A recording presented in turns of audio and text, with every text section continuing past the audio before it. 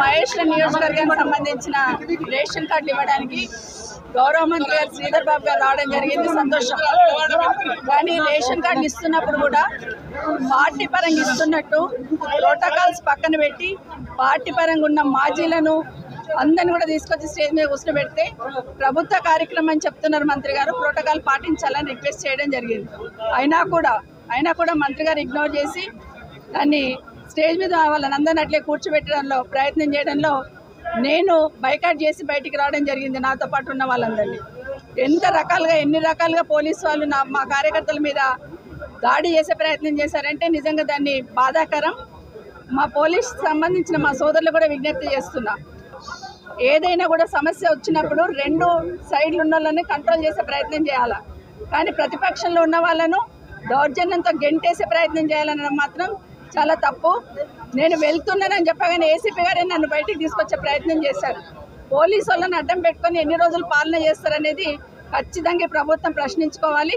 ప్రజాపాలన అంటే పోలీసు వాళ్ళని పెట్టుకొని కార్యక్రమాలు చేయడమే ప్రజాపాలన.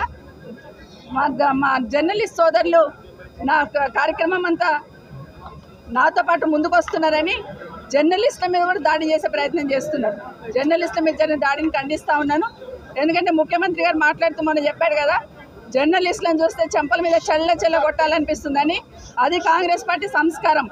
ఎందుకంటే జర్నలిస్ట్ అనేవాడి విలువ ఏంటనేది, జర్నలిస్ట్ వాళ్ళకు ఎంత విలువ ఉంటుందనేది, సమాజంలో వాళ్ళ పాత్ర ఏంటనేది గౌరవ ముఖ్యమంత్రి గారు మర్చిపోయినట్టున్నారు. ముఖ్యమంత్రి గారు అన్నారు కదా, మేము దాడి చేస్తే తప్పేముందని ఈరోజు పోలీసు వాళ్ళు కూడా మీడియా మిత్రుల మీద దాడి చేసే ప్రయత్నం చేశారు. దాన్ని ఖండిస్తూ ఉన్నాం. నిజంగానే మీరు రేషన్ కార్డ్స్ ఇస్తే అందరికి ఇస్తున్నప్పుడు గాంధీ భవన్కి వెళ్ళి ఇచ్చినట్టు మీ పార్టీ పరంగా ఇస్తున్నట్టు అందరినీ తీసుకొచ్చి స్టేజ్ మీద కూర్చోబెడుతున్నారు. ఇందిరమ్మ ఇల్లు ఇచ్చారు, కాంగ్రెస్ పార్టీ వాళ్ళు పోయి ముగ్గు పోస్తేనే ఇందిరమ్మ ఇల్లు శాంక్షన్ అవుతుంది. రేషన్ కార్డు కూడా కాంగ్రెస్ పార్టీ వాళ్ళే ఇస్తున్న ఫీలింగ్ తీసుకొచ్చి ప్రభుత్వ పరంగా ఇస్తున్నారా, కాంగ్రెస్ పార్టీ నుండి ఇస్తున్నారా అనేది సమాధానం చెప్పాలి ఈ ప్రభుత్వం. ఎందుకంటే ఈరోజు కాంగ్రెస్ పార్టీ నుండి ఇచ్చినట్టుంటే మీరు గాంధీ భవన్లో పెట్టుకోండి, మీ కార్యకర్తలు కండువాలు వేసుకొని అక్కడ పంచుకోండి తప్పిస్తే ఇది ప్రభుత్వ కార్యక్రమం ప్రోటోకాల్ పాటించడం ఇష్టం లేకపోతే మమ్మల్ని పిలవద్దు, మమ్మల్ని ఈ కార్యక్రమాలకి పిలిచి అవమానించే ప్రయత్నం చేయొద్దు.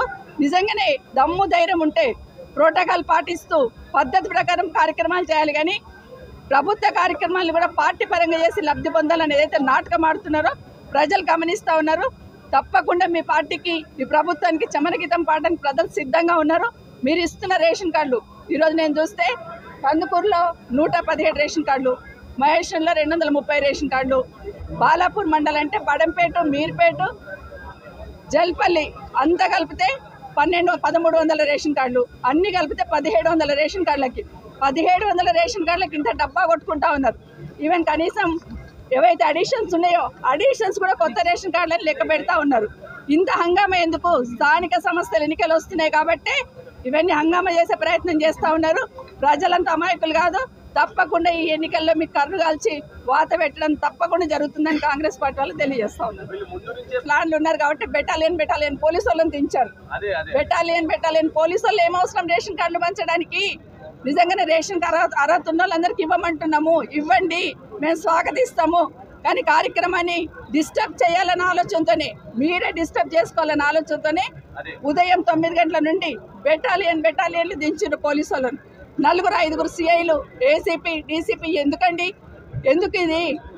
మామూలు రేషన్ కార్డులు ఇవన్నీ వస్తే ఇంత పోలీస్, ఇంత హంగామా, ఇంత సెక్యూరిటీతో ఇంత హంగామా సృష్టించాల్సిన అవసరం ఉందా? లేదు. ఎట్టి పరిస్థితులలో ప్రోటోకాల్ లేని వాళ్ళని స్టేజ్ మీద కూర్చోబెట్టి దాన్ని అడ్డుకుంటే టీఆర్ఎస్ పార్టీ ఏదో అడ్డుకుంటుందనే నెపం నెట్టాలనే ప్రయత్నం మీరు చేస్తూ ఉన్నారు. ప్రజలు అన్ని గమనిస్తూ ఉన్నారు. ఈరోజు 3వ స్థానంలో వచ్చిన స్టేజ్ మీద కూర్చోబెట్టినప్పుడు నా మీద ఇంకా 20 మంది పోటీ చేశారు. ఆ 19 మందిని కూడా తెచ్చి కూర్చోబెట్టండి. 3వ స్థానంలో వచ్చిన ఆయన ఎట్లా కూర్చుని పెడుతున్నారో ఇంకా 19 మంది పోటీ చేసిండ్రు నా మీద, వాళ్ళందరినీ కూడా తెచ్చి కూర్చొని పెట్టండి. అప్పుడు యాక్సెప్ట్ చేద్దాం.